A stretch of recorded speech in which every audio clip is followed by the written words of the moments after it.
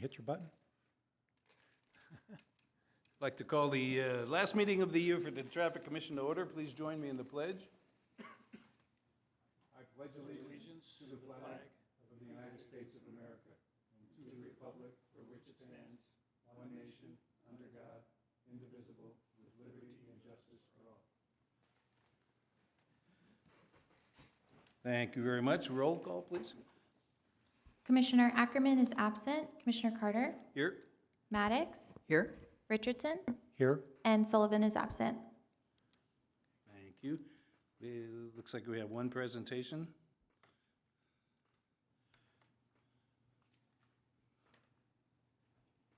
Yes, we do. Good evening, Commissioners.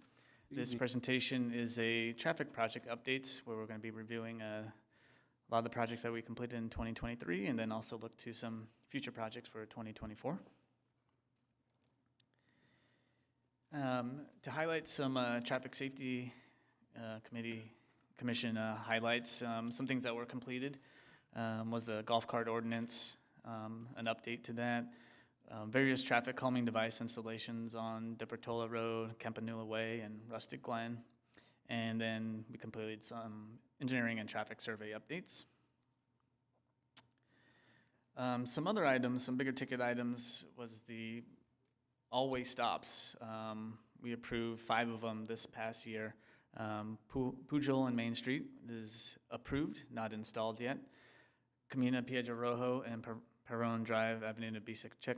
Oh, Eric's not to say that one. Bicicleta. All-way stop, that's approved, not installed yet. And then 3 that have been installed, Wolf Creek, Redwood, and the Mercedes at 4th and 5th. Those are recently installed as of about 2 weeks ago, I believe. Hey, Nick, on that one, can you explain the issue with the crosswalks? Yeah, for that one, we have not installed crosswalks yet. The reason we're not installing those is because of the pedestrian ramps. If we were to put any pedestrian ramps, they're not going to be the final pedestrian ramps. We didn't want to put interim. At 2 of them, I believe at 6th and 5th, we are doing designs right now to get the bulb outs designed, and then at that point, we'll put in crosswalk striping.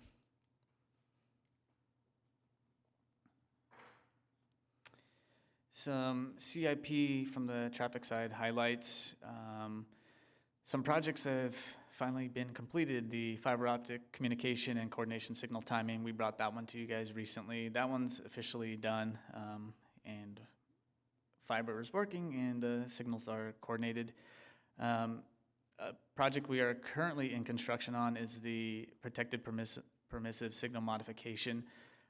Contractor has ordered materials. We're just waiting on that. We anticipate it being completely done in March, if not sooner. Another one is the citywide fiber communication master plan. That is in the final reviews. We are anticipating completion around January, and at that point we can share that document. And another big highlight this past year was the Cycle 11 HSIP grants, where we awarded 4 grants for a total of $3.4 million in state funds. And we'll be talking about those projects for 2024 a little bit later. Another big highlights is the traffic signals that were installed. There were 4 installed this year. 3 of them were CIP projects, and that's Rancho California Road and T Drive, Ring Road and Promenade Mall, and then Temecula Parkway and Wabash Lane. And then 1 was developer installed, that is Butterfield Stage Road and Avenida Listonic. For this coming year, we have a pretty full slate. For the first project, Jedediah Smith Road and Deportola Roundabout, traffic will be running this project. That one, we just got consultants. We have 9 consultants to review, and we're going to be reviewing that over the next month and a half. We anticipate design to start March of 2024. The next 4 projects are the HSIP projects. We've been actually working on these, the HSIP bike markings and then the school pedestrian ramps. Those are in design right now. Another one is the pedestrian equipment. That's in design. We're actually looking to wrap up those designs probably beginning of the year. So we'll get those out to Caltrans, get it reviewed, and then hopefully go out to bid first quarter maybe second quarter of next year. And then the big project is the streetlight and signal communications plan. We're anticipating design to start in February 2024. We received the consultant's proposals. We're ready to make a decision. We're just finalizing some review items on that.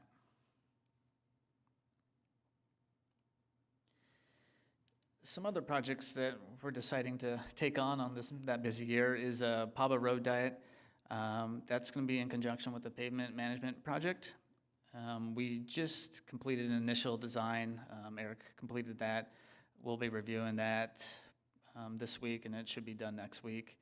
As part of that pavement project, there's also Pechanga Parkway. We're going to be looking to add buffered bike lanes. That's currently in design, and we should have that one completed next week.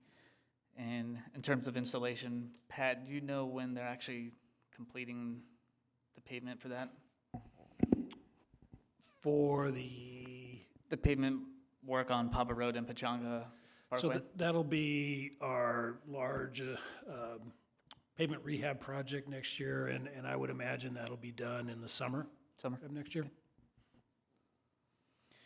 And then another internal project we're taking on is the Pechanga Communication and Coordination Project. Similar to the fiber optic work that we did on Winchester, Rancho Cal, and Temecula Parkway, we want to do the same thing. We already have fiber there. We're going to break out into those signals, and then we're going to do a coordination project in-house and try to complete that one next year as well. And then another project is a right turn overlap project. Eric and I have reviewed every signal in the city. We've looked at every place we have a right turn pocket and a place where we don't have U-turns. We basically want to make our operations much smoother and more efficient. So we're looking at ways to install overlaps. Overlaps is when you can make a right on an arrow when the opposing left turn is going. So we'll probably be bringing that to you guys as well to review prior to getting started any work, but that's going to be a pretty good project to take on. All that work will probably be done by in-house forces as well. And with that, staff's recommendation is just to receive and file this presentation. Any questions? Yeah. So I don't recall if we've had one of these end-of-year reports before, but it's really timely information. I always get questions exactly about this, status of projects at the end of the year. So really appreciate the timing of this report, and I hope we can do more of these, in future years. Also had some questions on freeway projects. Don't know if these count as traffic CIP projects, but we've got a lot of these projects that we've been working towards for years that are finally here, about to go under construction, some of them at the same time, with projects led by the city, French Valley Parkway, one of the auxiliary lanes, Caltrans District 8 doing an auxiliary lane, District 11 in construction on pavement rehab south of our city border, and then RCTC going out to bid next month with the Smart Freeway pilot project. And it's exciting to have all these at the same time, but it also got me wondering, with all these different agencies going at the same time here, is there any one person or entity kind of overseeing the overall timeline of that and making sure all these things fit together? I'll answer that one for you, Commissioner Maddox. There really isn't one person that's overseeing all of the projects on the I-15 corridor. The city staff has been, very involved and at least attempting to coordinate them as best we can. I kind of picked that up from Nick's presentation and was going to address the projects on the freeway corridor for you, but since you already started with that, I'll maybe give you a little bit more detail on some of those projects. Yeah. So you mentioned the I-15 French Valley Parkway Phase 2 project that is under construction. That project is going. The schedule is for it to be complete in early 2025. So we have about another year's worth of construction on that project. The city-led auxiliary lane project will be northbound from Temecula Parkway to Rancho California Road. We're actually awarding the construction contract for that project, city council meeting next week, and that'll start in early part of next year. And that's about a 6-month construction, so that'll be done before the end of 2024. We've been in contact with Caltrans District 8 recently, and the Caltrans Auxiliary Lane project is still moving forward. They're expecting to have all their plans done by the middle of next year and then start construction beginning of 2025, and then that'll be about a 2-year construction project. So that goes, that is the auxiliary lane northbound from Rancho California to Winchester, and then southbound from Winchester to Rancho California, and then from Rancho California to Temecula Parkway. So we'll have auxiliary lanes in between all 3 of the interchanges in the city here, but a couple more years worth of construction. Now, those auxiliary lane projects, majority of the construction, or actually all the construction, is really outside of the existing lanes of the freeway, and there'll likely be K-rail protection of the work zone. So there will be construction activity, obviously, along the sides of the freeway while that's going on, but there won't be lane closures. So they'll still have the full lane usage during the construction, so we're hoping that that doesn't cause too much of a disruption. But a lot of good things happening on the I-15 corridor. And then you mentioned the RCTC Smart Freeway project, and we're directly involved with RCTC on that. Nick has been in close contact and monitoring and reviewing the operational plan for that project. But that project, and as you mentioned, they'll be awarding the construction and starting construction next year. I think they've got about a 12-month construction plan. So their plan is to have that the construction part of that done by the end of next year, and then it be operational in the first part of 2025. Basically, what that project is to install sensors on the freeway main lines as well as the ramps, and then meters on the ramps, and basically coordinate the timing of the ramps with the traffic on the main line such that they can release the traffic onto the main line in a as most efficient manner possible to use the capacity as best as possible. We are a little bit concerned about, the potential impact on the city arterials if those ramp meters start backing traffic up, towards the city arterials. So again, we've been in close contact with RCTC and working with them on the plans, and we'll be working and staying in contact as that becomes operational.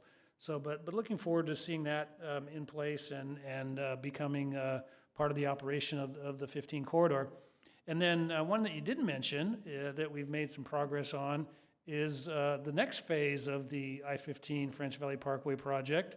And so we've got quite a bit of work left even after the Phase 2 project to complete the actual interchange, the overpass, and the connectors at French Valley Parkway, and then the southbound collector distributor system, which is a very large project unto itself. So we actually applied for the infra federal grant program again this year. Haven't heard yes or no on that, but to tell you the truth, not super optimistic. It's very large, about a $230 million project to complete all of that. So we're still hopeful, but we've actually broken that down into multiple future phases. And so what we're calling the next phase, the new Phase 3, is to actually just build the overpass, the interchange itself at French Valley Parkway, and then the connection from Inez to Jefferson, so you'd be able to get across the freeway there at French Valley Parkway, and then construct the northbound access ramps. And those northbound access ramps at French Valley will actually tie into the northbound collector distributor lanes. So they won't go into the main line, they'll just go onto the collector distributor lanes, which then go and connect onto the 15 and 215 further to the north. So that is what we've defined as the next phase of the I-15 French Valley project, and we've got an allocation of $5 million from RCTC to prepare plans and environmental documents for that project. And we were estimating that project is going to cost roughly $50 million, And we believe that over the next couple of years, we'll be able to identify funding and intend to be starting construction on that in about a 3 to 4 year timeline. So that's our plan for a continuation with the work there at the I-15 corridor and the French Valley interchange. So yeah, a lot of good things going on the 15 corridor, and we think that that's going to have a major impact on the congestion on the corridor and make things a lot easier for folks who use the corridor. And then one other project that Nick didn't mention either, we've got the pavement rehab project for Paba Road and Pechanga Parkway scheduled for next year. We're also going to be rehabbing Rainbow Canyon Road. So for the entire stretch through the city limits. So it's about 2+ miles of roadway from Pechanga Parkway out to the southern city limits. And we've got plans underway right now to completely rehab that. So that'll all be newly paved, and that project is scheduled for next year, middle of next year also. So those are some major infrastructure projects that we have in the works.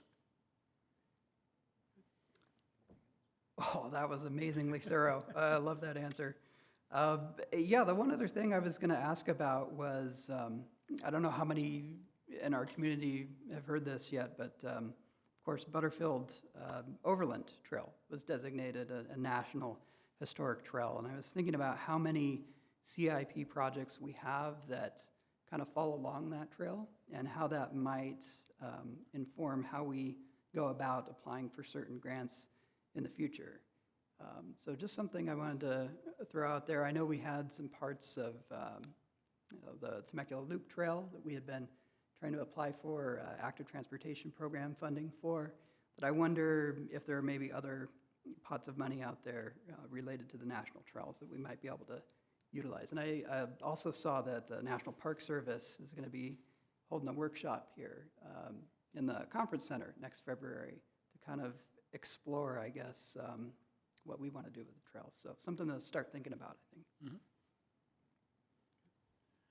Yeah, you mentioned Rainbow Canyon and doing some work there. Is it, you said rehabilitation was the word you used. Is there going to be any work to re-engineer it a little bit? Some of those hairpin turns are really so tight, and I feel dangerous for people coming downhill to try to get home. So are you going to be doing any reconfiguration there? We're not going to be, straightening those curves out, per se, but we are going to be doing a little, I'll call it shoulder paving, additional width of paving to try to make that, a little safer route there. And, just the fact that there'll be, actually smooth pavement should make it a lot safer also. Fair enough. The other thing, you mentioned the right turn overlap that you were talking about. That's really clever. I hadn't heard of that before, but it makes sense.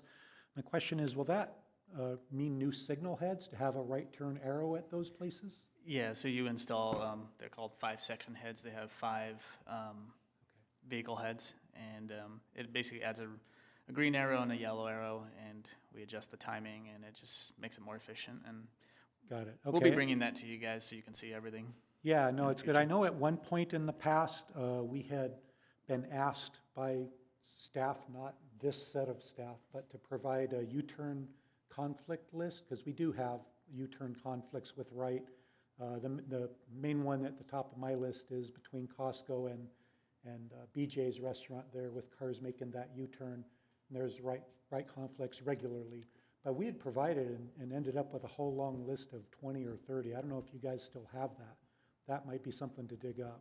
Yeah, I didn't see any list. Okay. Just kind of Well, that's but yeah, we'll look into that. one of the changes that comes with the right turn overlap. If there no is a U-turn, then that would have to go away. That would have to be prohibited in order to have the right turn overlap. Right. I know at places like the intersection I just mentioned, we had brought in or given staff, I had given a picture from other cities where they have a warning sign for right turn, yield to U-turn, to try to make that situation safer where they know there's conflicts. Yeah. So there are things we could look at there. The other thing, I'm glad to see the Pechanga halfway fiber coordination on the list. I think that's going to really improve things on that side of town. That's all I had, Skip. I just have one, I think it's more of a comment than a question. When the French Valley, the I-50 and all that, the next phase requires another environmental impact report? Well, we've got the whole project, an environmental document that was done for the whole project. It's 13 years old now. So what's been done for phase 2 and will be for phase 3 or future phases is they call it a revalidation of that original document, but kind of going back and through and updating, the studies and then getting that recertified. That's not as lengthy as getting an initial one. Right, So it's, okay, cool. Thank you. No, sorry. Thought of another question that's maybe a little more related to your presentation. You mentioned the new traffic signals and the one on Avenida Listanic and Butterfield. I had heard secondhand from another council member that maybe some Vintage Hills residents were having a little trouble with that left turn from Rancho Vista now onto Butterfield, and just wanted to see if we have any data on that, or if there may be any near-term type of adjustments we can do in advance of the signal timing coordination that might be coming later. So, Yeah. Oh, go ahead. yeah, I'll just give a testimonial. I go out that way every day to go coach at Great Oak High School. And I find that since that signal has gone active, I think the problems of exiting Rancho Vista in either direction, which used to be very difficult, I consider them solved. You have such, and I don't know, you didn't put us, I don't know how it's happening, but there are gaps big enough to turn left or right, and I don't see a backup on Rancho Vista anymore. So counterpoint to what you've heard, my experience has been it's fantastic. Yeah, I've only heard anecdotal, so yeah, I'm curious. Technically, it should be easier because now there are some stop gaps, but we have reviewed it and we're making some changes. We're actually providing a little refuge island now, so when people make a left turn, they can go into the refuge island as opposed to cutting across 3 lanes to get in there. So, and I believe that work was actually completed That was this week. done this week, yeah. Yeah. So if you haven't made that left this week, you'll see that next time you do. It may be a perception thing. When something new happens, people think, things change on them, but I think it's pretty much the same, if not more improved. Yeah, I mean this as a compliment. That's a very Temecula answer, to have my question answered before it's even asked. Well, that's good. Appreciate the work on that. There's one other fairly significant infrastructure project that I'm sure you're aware of, but one that Ron's been intimately involved with, and that's the Nicholas Road extension. So you want to give an update on that? Yeah, so that project is divided into 3 phases. It's a 1A, 1B, and then a 2. And so what they're doing is they're starting on each end, starting at the park and ride that was recently completed, heading westward, and they've also been working from Leifer area, basically. But that particular project is going to do the streets first, and then we'll get through the wet season this coming year. And then they've already bid the culvert and the crossing that will have to go in over next summer. That's going to cause a significant detour. So we'll probably be talking about that in future meetings, because the residents are going to have to take Medusa or some other means, because essentially the Santa Cruz Creek runs right through where the Girasol intersection will be, which will turn into a T rather than the curve that we have today. But one interesting point of that, and we're taking it to City Council on Tuesday, is that Woodside Homes is going to complete the trail connection from Joseph Road all the way through, and they're doing that. We're obviously paying for it, but there's an economy of the fact that they're out there, they're under construction, and so therefore, it's going to be cheaper for them to build it, so we reimburse them. But that will complete that Temecula loop at that north side, so people will be able to go, ride from Old Town to Wine Country, because there's going to be a connection out the back of Somers through Calle Contento. So you'll be able to get through that trail and go out to Peltzer Winery, so to speak, out there. So that is currently under construction. I think we'll see the most significant impacts coming this next summer to the residents, but it is slated to be completed by probably about fall of next year. Nice. All right, anything else? Okay, public comments? I don't see any. Were there any? No? Gosh. maybe we should just, okay. The consent calendar, we have approved the action minutes of October 26th meeting of the Traffic Commission. Can I Move get a that. motion? I'll move it. I'll second. Do it, roll. Commissioner Ackerman is absent. Carter, Aye, Maddox, Aye. Richardson, Aye. and Sullivan is absent. Thank you. thank you. Now, division reports, we'll start with the PD. It's my first time here. Oh, that's cool. We're- So I You can work, say anything you want. I don't think you want to tell me that. So I work for the collision investigation DUI enforcement in the city of Temecula. It's my partner's birthday today, so that's why he's not here. But we have, I guess, a presentation for you on citations, DUIs. I don't think there's anything collision related other than amount of collisions that we've investigated. So this is just kind of a breakdown the last month of November for all the citations that we've issued. It's between hazardous citations, cell phone warnings, and then our city-funded target enforcement, which is just specifically for traffic enforcement. But does anybody have any questions about any of that? Just on the cell phones, it seems like that's going back up again, because everybody's on them now, huh? Yes, they are. And then we also, a lot of these are public complaint driven. Oh. So if we get public complaint, hey, people on their cell phone in this area, or, red light violations, then we'll do targeted enforcement at that specific place. Cool. Thank you. Yeah, no problem. And then these are our DUI stats for the month of November, and then year-to-date, 316, and then we're catching up to the previous year. And then we do have a checkpoint coming up this Friday, well, tomorrow, so we'll be out hoping to catch some DUIs tomorrow. Now, is that, Oh, go ahead. is that a roving or just a? It'll be stationary checkpoint just north of here. I don't know if I can release the location, but it's near Old Town, not in Old Town. Right. I find that when we do the ones in Old Town, we get a lot of complaints about that. So I don't know, mixed bag really. But we Yeah. try to be near Old Town, so that's where it's going to be. So it'll be a fixed checkpoint, and then there'll be two of us. My partner and I will be roving.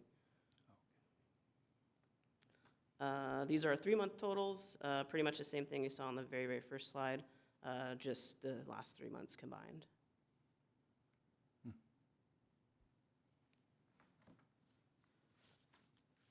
Any questions about that? I don't have any. Thank you very much, though. You're welcome. And CHP. Good evening, Alex Barajas with Temecula CHP. I got the reports for October and November here.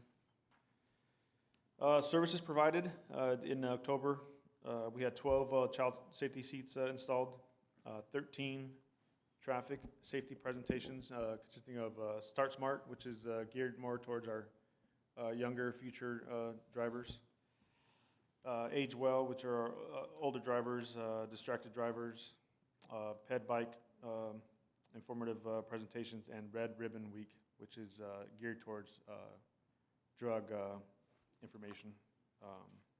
3 community booths in October. November, we had 16 child safety seats installed, 7 traffic safety presentations, similar to what I explained earlier, and 2 community booths. Our enforcement for October, we had 752 citations issued, 208 warnings, a total of 1276. November, a little higher with the verbals and citations, 717. DUIs for October, we had 11 DUI crashes and 37 regular DUIs. And in November, higher DUI count, we had 51 and 14 DUI crashes. And this is our collision count. The fatals, year to date, it shows here 24 for October, and as of right now, we're at 29. This time last year, we were at 34, So I think it's an improvement. And last year, we had a total of 35 for the year, so I think we're moving in the right direction there. And these are our latest fatal traffic collisions in the last 2 months. Any questions? Anything? No? Thank you, Alex. Thank you. Appreciate it. Okay, and next, did you conclude of yours, or do you have more? Well, you got most of our traffic report already, but I just wanted to say it's been a pleasure working with the commission in 2023, and You look retiring? forward to. No, not yet. Oh, okay. And look forward to 2024. We got a lot of good things in store, and you will be voting on a new chair and vice chair at your January meeting. Yes. And because That they're not concludes here, our they'll report. be the two people that aren't here. So, all right, thank you. Anything else for the good of the order? Commission reports? So I had one thing for staff. As I mentioned, every day now I'm coaching at Great Oak, so I'm driving over to the high school. And as most of the school traffic is egressing, I'm ingressing Red Hawk Parkway to Peppercorn over to Deer Hollow. And I notice as I make that left turn from Red Hawk Parkway onto Peppercorn, if there is a vehicle waiting to turn left onto Camino Ruby there, they are backing up and taking one of the two lanes. So it ends up, the traffic on northbound Peppercorn's backed up beyond Camino Ruby, so that person can't turn left. They're stuck. Now everybody turning left trying to get onto Peppercorn to go towards the school is stuck because of the left turn person. So I was wondering if we could look at painting a keep clear there at Camino Ruby. If that's a possibility, I think it would help that situation, which occurs about half the time I pass through that in the afternoon. Absolutely. We'll look at that. Yep, thank you. That's Anything? Okay. With all of that, I'd like to wish everybody a Merry Christmas and Hanukkah and everything, whatever you celebrate. Hope you celebrate safely, and we'll see you next year. Thank you. Adjourn the meeting until January 27th or something. Sometime in January. Thank you.